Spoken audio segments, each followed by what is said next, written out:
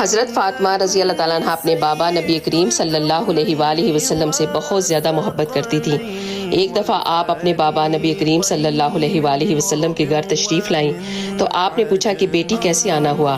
تو آپ نے اپنے دوپٹے کا پلو کھولا، اس میں سے روٹی کا آدھا حصہ آپ نے نبی کریم صلی اللہ علیہ وآلہ وسلم کی خدمت میں پیش کیا اور کہا کہ بابا یہ میں آپ کے لیے تحفہ لے کر آئی ہوں۔ تو نبی صلی اللہ علیہ وآلہ وسلم نے فرمایا کہ یہ کیسے؟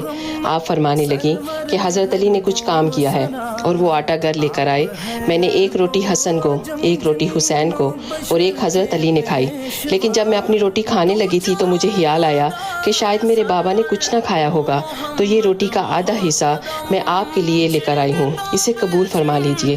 تو ہمارے نبی صلی اللہ علیہ وآلہ وسلم نے کہا کہ بیٹی مجھے قسم ہے اپنے رب کی، 3 دن سے میرے پیٹ میں روٹی کا ایک لقمہ تک نہیں گیا۔